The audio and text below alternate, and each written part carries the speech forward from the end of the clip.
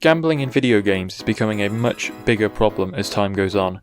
Having loot boxes in major video games, esport gambling, and AAA gacha games which only allow for you to get stronger at the intended pace of the game as you spend an obnoxious amount of money.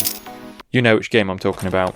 But for this video I want to talk about some games that add gambling in a good way, a way that enhances the game and not just the developers' wallets. So, let's go gambling! This is Gourds Up, the game I've released on Steam. Spelunky 2 is a side-scrolling roguelike where you spelunk and try to collect as much money by the end of the run, and due to this, a gambling minigame seems perfect. This is the casino. As you can see, there are 2 dice, a laser wall and a machine.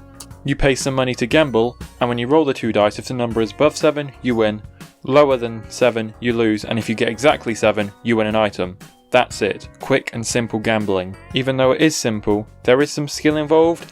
When throwing a dice, if you whip it before it hits the ground, it makes it so the dice can only roll a 1 or a 6, meaning that it is more likely to get the item. This is Cult of the Lamb, a top-down roguelike and management simulation game, where you make a cult and destroy an old religion. Around an hour or 2 into the game, you unlock Knucklebones, a game where you and your opponents roll dice, place it in columns, and win by getting the highest score. This game can also be consistently won, if you know what you're doing.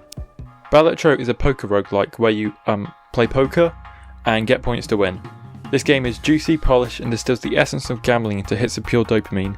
So much so that it was removed from the Steam and caused a controversy for pushing gambling.